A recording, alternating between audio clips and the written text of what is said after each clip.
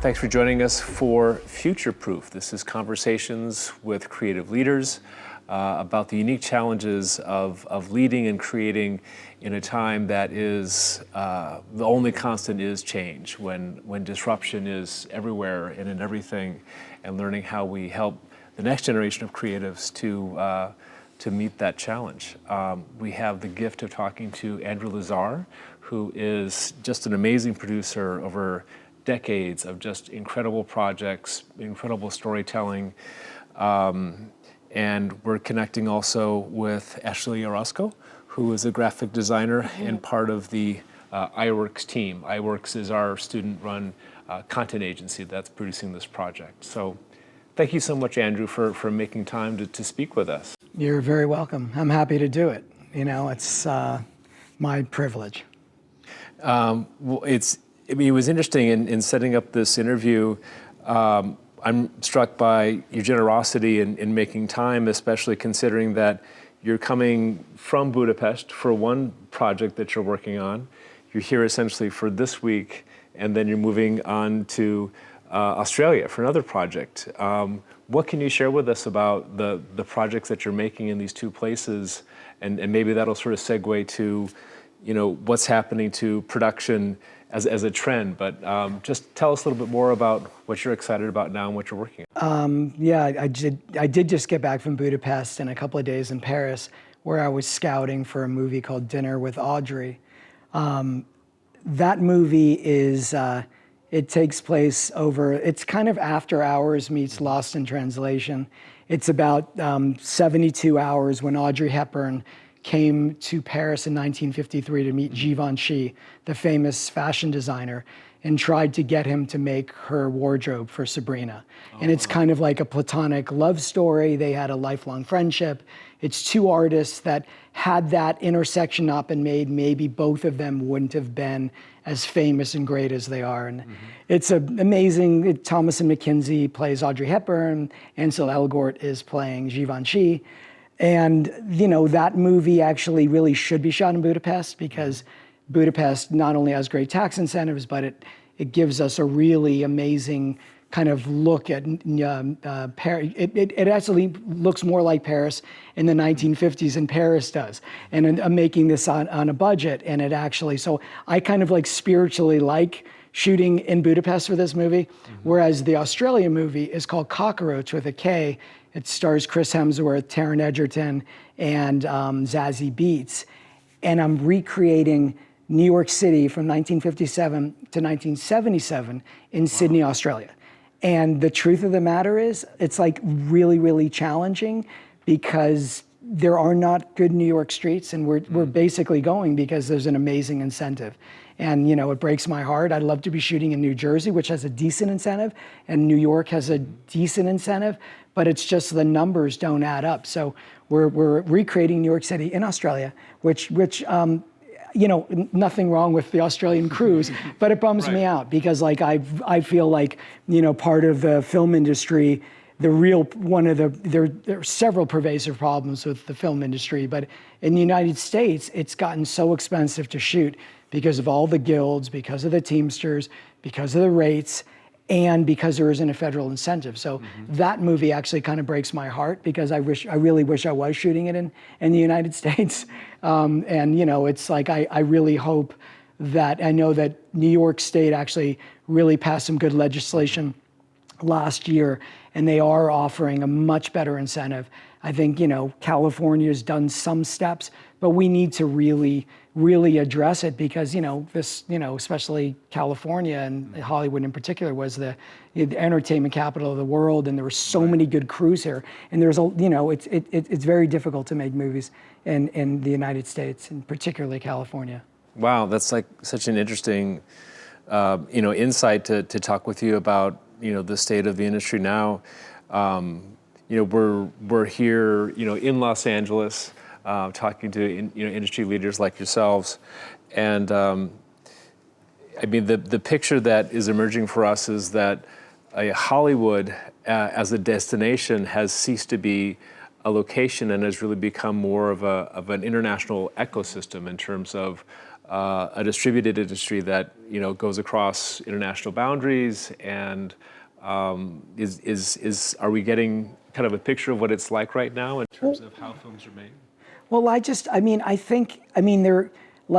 I love the fact that a movie like Parasite was so noisy. So there's room for everything, and I think the fact that it's become a really international business, and there's shows like Squid Game that are huge around the world. Mm-hmm. I'm in favor of that stuff because I think it's like we're getting a lot of different cultural, like as viewers, as English-speaking viewers, we're getting a lot of great stuff. My problem is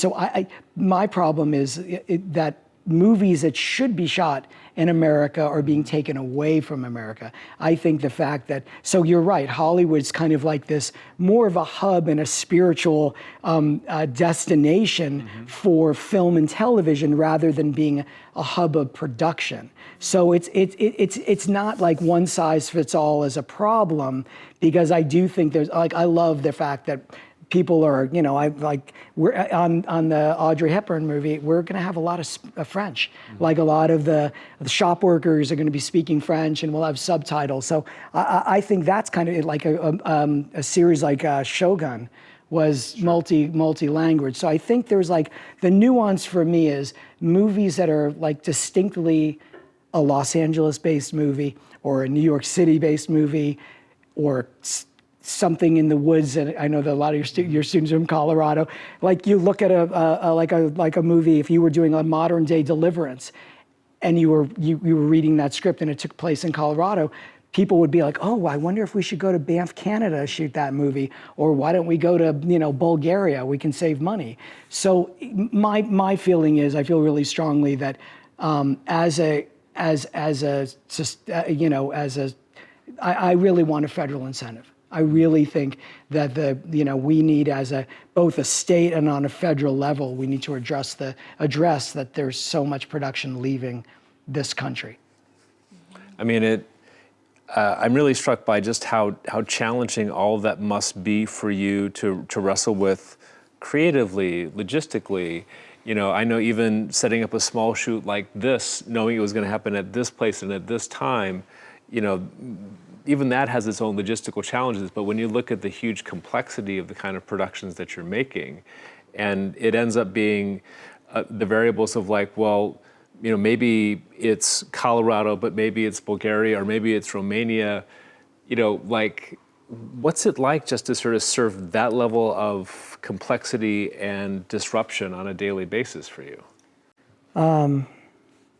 Like on Cockroach, we did 9 different budgets for around the world on that movie to really figure out where was the best incentive and where can we get the most bang for your buck. And I want to underscore also that the movie has major stars, but I'm doing it independently. Mm-hmm. Whereas and I think that's also part of it, that even though there's been a big constriction since the SAG and writer strikes, mm-hmm. I think particularly in television, because 3 years ago, post-COVID, there was this boom in production.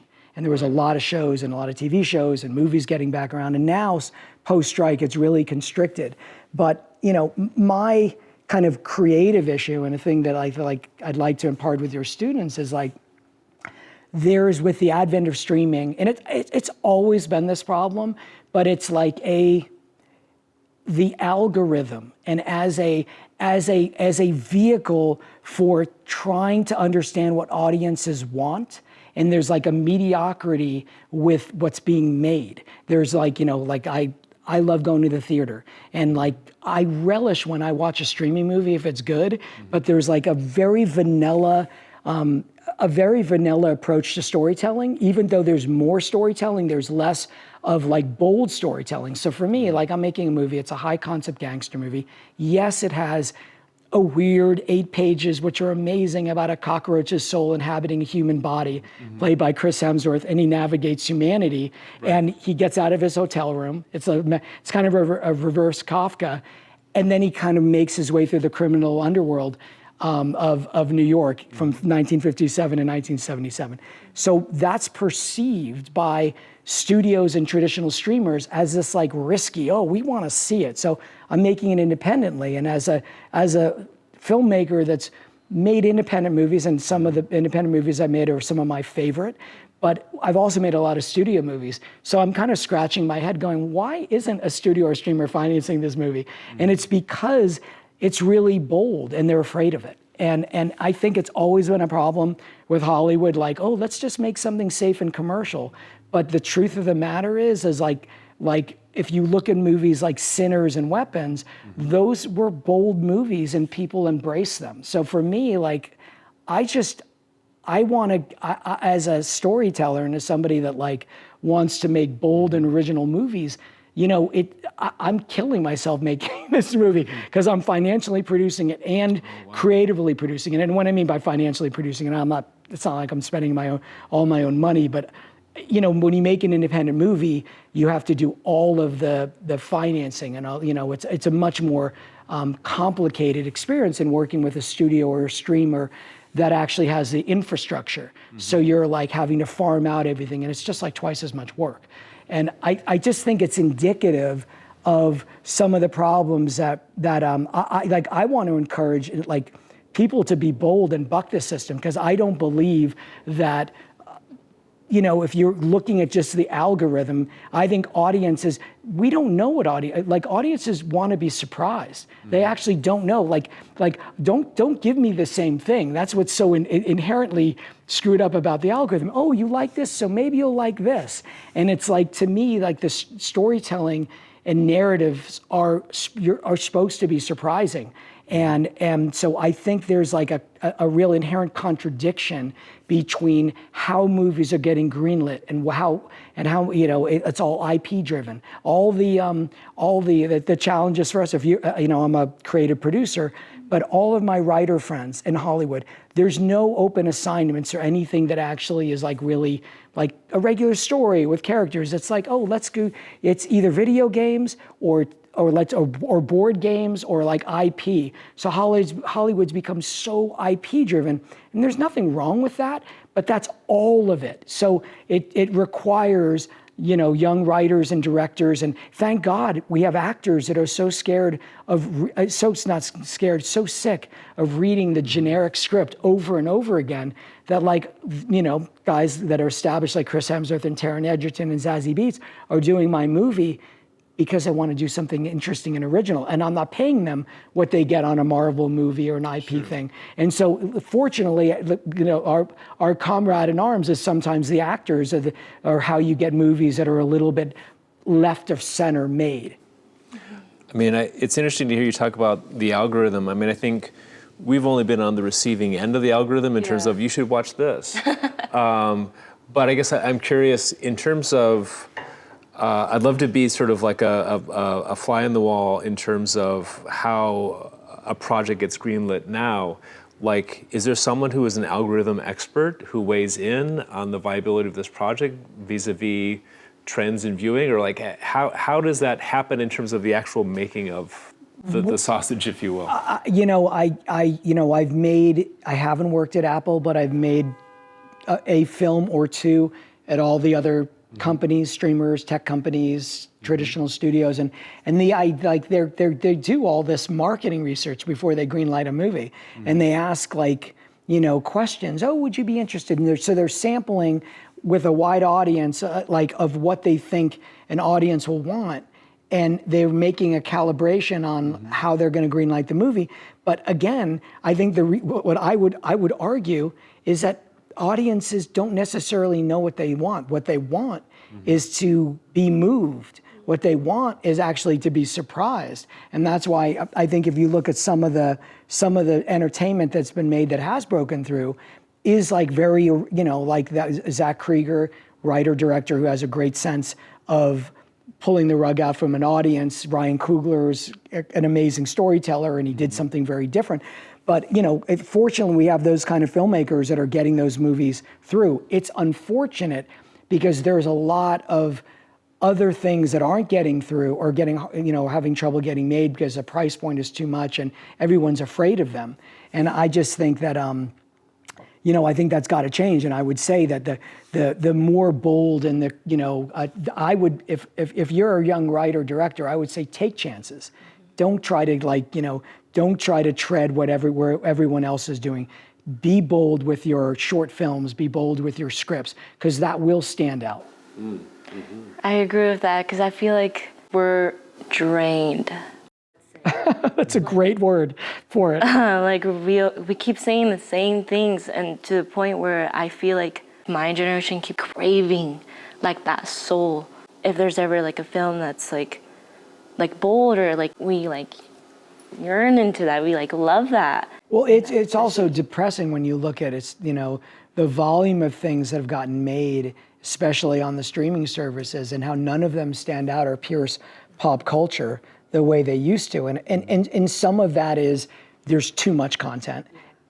But a lot of it is what's getting made and what is deemed like, oh, this is a commercially viable project, is fairly vanilla because they think that it's like these are the things people want.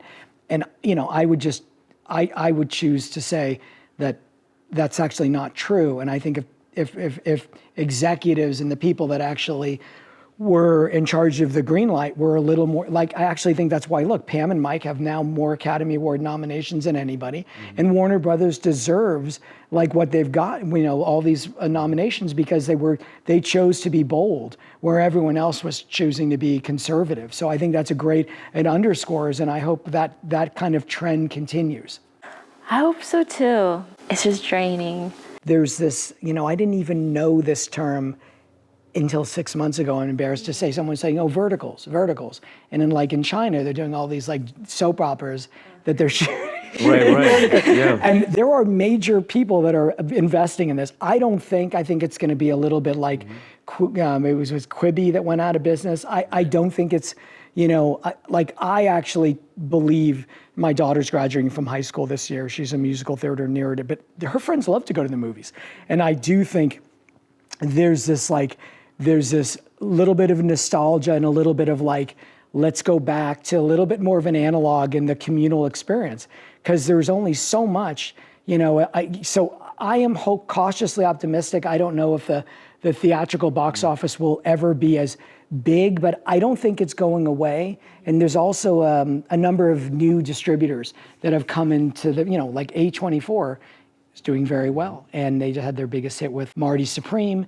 And I do believe that there's a few others that are emerging. So I'm rooting for hopefully that middle that is like non-IP driven. There'll be a few domestic distributors that really kind of emerge as just like A24 did, and give filmmakers like myself and younger filmmakers an opportunity to have their film shown in theaters as opposed to streaming. So would you say that's your one big advice, like for young careers, was to be like risky and to be out there? I definitely think so. I think if you're guessing what the marketplace is doing, you're not gonna. That doesn't mean to be cognizant of there is. I'm not a producer that subscribes. Any movie can be made at any price. That's just not true. It's like if you have to have some common sense with your storytelling. If you're a writer director and you want to do your first feature, don't write the feature that there's 160 locations and you've got like multiple decades, or it's takes place in the 1860s. It's going to be very hard to get made.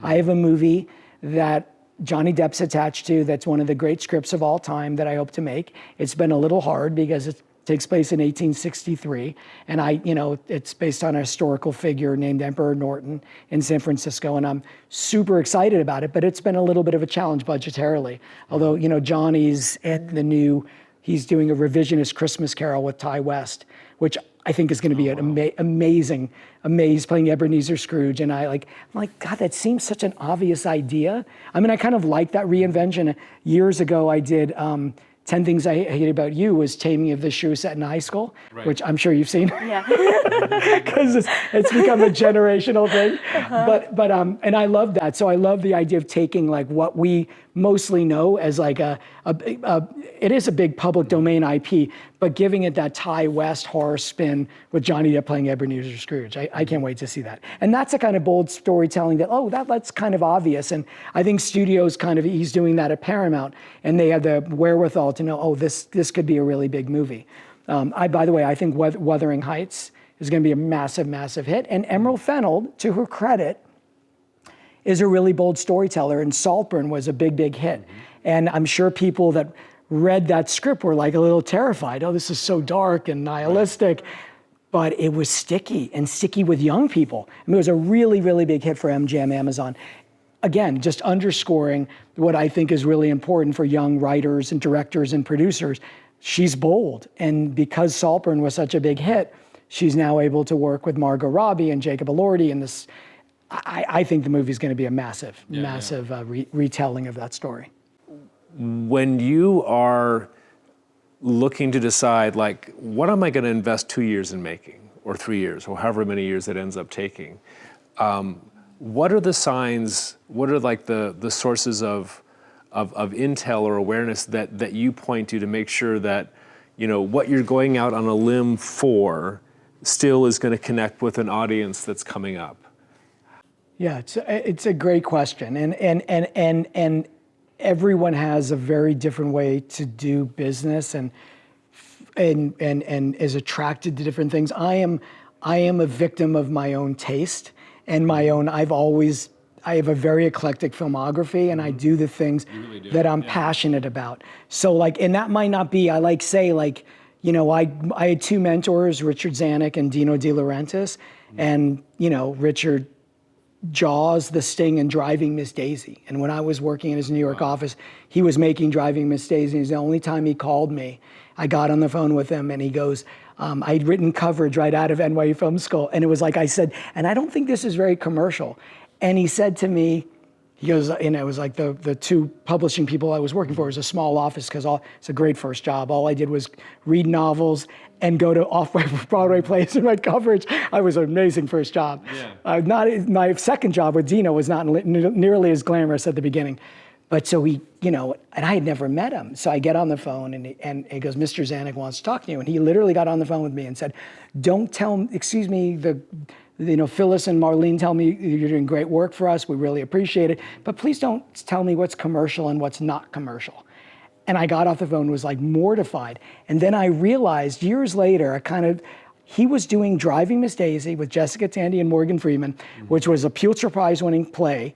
And no one would finance a movie. So he literally financed it independently. So he was just like I'm doing Cockroach. And it made me laugh because of course it makes perfect sense. By the way, the movie did over $100 million and they won an Academy Award. So again, I'm using that as an example because for me, I know as a producer, it's so hard to get anything made. So I read stuff and I react emotionally to it. Whether it's a small movie, I loved Lost in Translation. And I also loved, I love big spectacle, like Gone with the Wind, and one of the greatest movies ever, Lawrence of Arabia. So I love that. So for me, I love many, many different kinds of movies. And I think the thing that for me as a storyteller, I think emotion is timeless. I think if the relationships are really deep and involving, then people will, gravitate towards that. For me, if it doesn't have a strong theme and it doesn't have strong characters, the setting is important. And obviously the genre, I like to tell people, if you take the genre out of something, what's the drama? What's the conflict between those two characters and how are they growing? So it's very reductive in a certain way for me. I do think emotion is timeless. It's probably the only thing that's timeless in movies. And then for me, it's so hard to get anything made that I just listen to my inside voice. That doesn't make me right. That's just how I do it. And I've had I'm in the world of filmmaking, I'm reasonably prolific. Yep. And I think because I don't take no for an answer, because I'm telling all of your students, there isn't one project that I have made, that I've gotten a yes on the first time, whether that's when I've set it up at a studio, when I've actually developed a great script. We developed American Sniper, and I remember a very powerful executive who read the script goes, "We love the movie, but we're never gonna make it." And it wasn't until that Steven Spielberg got interested in that script that, so you're gonna get no. No is gonna be what everybody is gonna tell you. And if you, and that's like, you have to have the ability to believe in your project enough so your no is not gonna scare you away. And as it relates to like how the echo chamber of like how content is changing and how streaming is changing and the theaters, that's all important. And I'm not saying have common sense about things, but again, I think the most important thing for young storytellers and young artists and creatives is to have that belief. You know, it's like, it's always been difficult. If they're making a movie about Sylvester Stallone, making of the Rocky movie, and he wrote the script and it's insisted on starring in it. Right. And by the way, I can't wait to see that movie. But again, that kind of tenacity that I'm gonna believe in this so much and I don't care, I'm gonna attach myself to my script. If, you know, that was his dream, he wanted to star as Rocky and he did. And so it's just that principle is the same today or more, even more so than it ever was. Because it's hard. It's hard to get your movies made because film and TV, for the most part, is an expensive art form, even though certain aspects of it have gotten, I think the advent of AI is like, it's a very controversial topic in our business. And I'm having conversations now, like, you know, I was gleefully a Luddite for many, many years. I never had social media. My daughter put me on Instagram 3 years ago. So now I find myself scrolling. It's like really horrible and addictive. And we could have a whole conversation about that. But I also want to be educated, because I think there can be certain tools in AI that can help storytellers and filmmakers, not just lower costs, but maybe make something better. So again, it's something that I have a lot of trepidation about, and I mean, in the larger sense about, like, you know, how many jobs can be taken and the automation. My local ski mountain, like, there used to be cashiers, and I'm like, literally, like, you're scanning your food now. So those jobs are gone. So like, what blows my mind is, like, as for young people that are in school, what about the jobs that people need to take and work, you know, to do that kind of work, to be writers? Because, you know, like, at the end of the day, you're gonna have to write a bunch of scripts before you sell one of them. You know, it's about, if you're a writer, you might not sell your first script. You know, you got to keep writing and not be discouraged. It's the same principle. Don't take no for an answer. Finish that script and write another script. But so AI there's a whole levels of problems when it comes to what are the menial jobs that for young people that were supporting them as they were young artists. But I also feel like AI is a tool. I want to learn about it. I don't want to be ignorant. I don't want to be that person gleefully calling myself a Luddite and not knowing. I can't stick my head in the sand. Yeah, for sure. I mean, I really appreciate you bringing that forward, because I feel like in some ways my role with students is, you know, it's like a sorting job. Like, what's completely different, what hasn't changed? I mean, I guess, you know, one conversation we were having before this interview was just talking about curiosity that you expressed, like, what are the tools that you use? Like, what is AI making easier for you, and what does it actually in some ways make harder for you? Well, easier, I think that the low-hanging fruit is that, like, decks and stuff like that, artistic decks, and the organization. If you're going out to sell a project, there's a presentation that goes with it. You'll have your script. If it's more often than not, selling something's always hard. So there's certain graphics that can go with your project. So organizing, AI can be a great tool of organizing stuff and doing reasonably decent images. I think that there's a ceiling that I've noticed. There's, like, great graphic design that needs a human input. So if, you know, like, I think that people that know this way better than me, it's only as good as your prompt. So if you're not prompting, but you really need, I think AI can take things to a certain point, and then if you want to do real great graphic design, you need to bring in an artist, and that's great. And I hope that stays the same. But for like, you know, somebody who doesn't have a lot of money, who's going out and wants to pitch, AI can really organize a particular like sizzle, which has a bunch of information that can be part of a presentation. That is undeniably makes things easier, especially for people that don't have resources.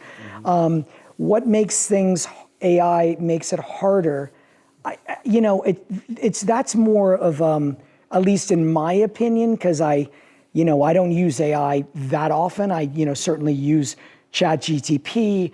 I know that I'm taking meetings with visual effects houses, and our visual effects supervisor on Cockroach is interfacing with some visual effects, some AI companies. Right. And I love the euphemism they're calling it a synthetic production, which I think they're trying. I think they're trying to get away from just using AI. I find it kind of hilarious. That's the name. But again, my understanding, the really, really amazing, the look of film, AI is not there yet, but there may be some like simple, like for example, set extensions, or like when you're looking down at something out of an alley and you want to get something. I think that soon AI will probably be able to render distant backgrounds very, very well and very cheaply and cost effectively. So that's happening, and I think that, but for me, it's really like the hindrance of AI is really more a philosophical and it's more of a philosophical thing about job creation and being sensitive that like in terms of like scale of economy and what's going to happen, not just in our business, but in general. I mean, I actually have more, because I actually think in our business, it's an art form. And that's what I love about what we do as storytellers. And I think there's nothing more complex than the human soul and human trauma and human joy. And I don't think that's going to be replicated. And I think that will be done by the artist. But it's really my trepidation with AI is more of a kind of a global thing as it relates to economy and jobs. And if the job erosion on a grander scale is diminished, then how do people pay the rent, pay their car insurance, pay for food? It's like, it's a little concerning. And then you're like, okay, well then, especially living in a country that prides itself on saying that we're a capitalist society.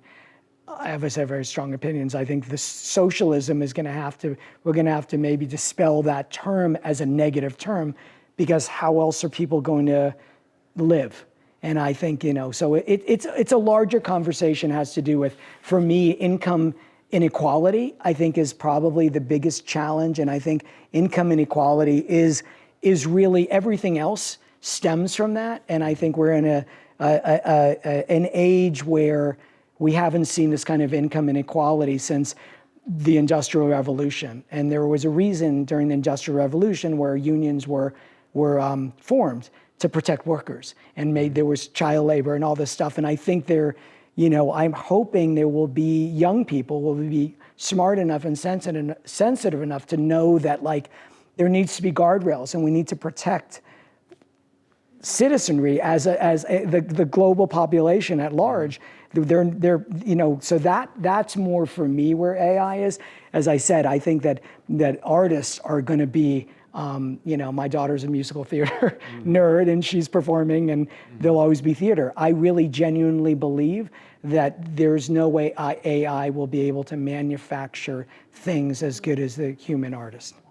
I agree with that. Like now, like looking back, especially in our past interviews who we've talked with, I see that same like middle ground where all the advice that they have given us, and especially hearing you, we gotta find like our bubble, kind of like that safe space.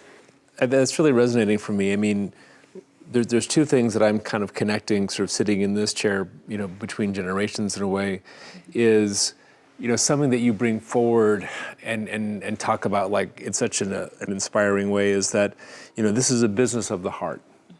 This is about the complexity of the human soul. And fundamentally, I have to be connected to myself enough and to my fellow, human beings enough to know what's going to move me to wake up at 3 o'clock in the morning to keep going after this project for the next 3 years. Yeah. And in some ways, we have all of these tools of the mind. Here's another way we could sort of slice this and dice this and look at this, and here's all the algorithms, information, and it's interesting, and in some ways it's somewhat useful. But I also hear, like, for you, it doesn't really impact, the fundamental desk of my work, which is my heart and my human inspiration. And then what I'm hearing from the other side, tell me if this resonates, is, I hear this consistently from students. I'm feeling drained. Like there's so many interruptions and appeals to one's attention. Like, look at this, like this, don't like this. And I'm wondering if, what you were just saying there about like the space, the sort of safe space for the heart, I wonder if that gets eroded by having such an interrupted existence. If it makes it harder for you to connect with your own heart because there's so many different appeals. And like everything getting tossed at us. Does that resonate? Am I hearing yes, you? It does heavily, and it's hard because especially like now everybody screen, cars, screens. Like it's also like, I mean, with social media, everything's so presentational, but it's still not. It's not. Like, I think there's a lack. I mean, with social media and all those images, there's this false pretense, because what a lot of people are watching isn't real, but it's all presentational. And I mean, the other problem is there's and again, this is why I think storytelling in a traditional film and television can still be so impactful, because it is supposed to move you.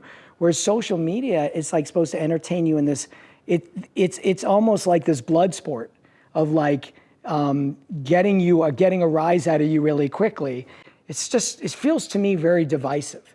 And this is why in Australia, you have to be 16 years old to start watching it. I mean, that's ballsy, and I think kind of wonderful. Mm-hmm. I can only imagine what it was hard enough being in middle school, when you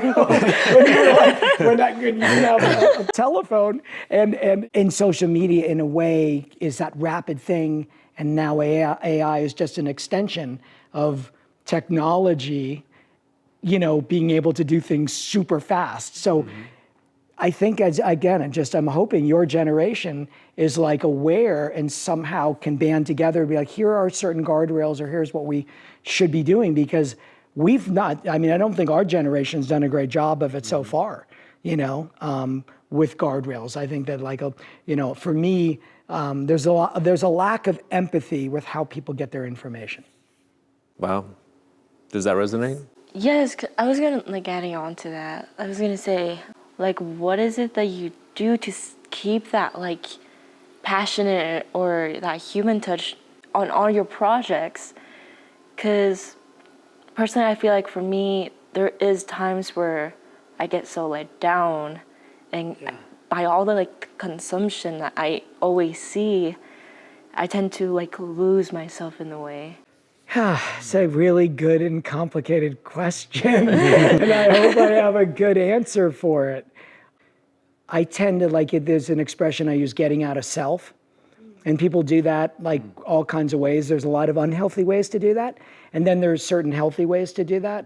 And I for me, it's meditation, it's yoga, it's physical exercise, it's being in nature. And I know I know that just sounds really silly, but when you say burnout, I'm just telling you what I do. And I like to joke, if I didn't do that, I would be a homicidal maniac, because I have a ton of pressure. So spiritually, we need, this is a weapon. Your mind is a little bit of a weapon. It's a tool, and we use it too much, and we don't use our soul. So we actually have to kind of calm down. And I think part of the problem, the existential problem with humanity, is we've gotten so far away from nature. And that's just how I feel. Again, so I would practice whatever feels good that actually stops and quiets the mind. And then the second thing, which is just as important, is creatives have a way of like with writer's block or doing things to avoidance. And it's like people, you get kind of like, you realize like, oh, I'm afraid to put it out there. So I want to say art is no different than business and no different than sports. If you don't put the work into it. So like, don't use burnout as an excuse not to finish things or be driven.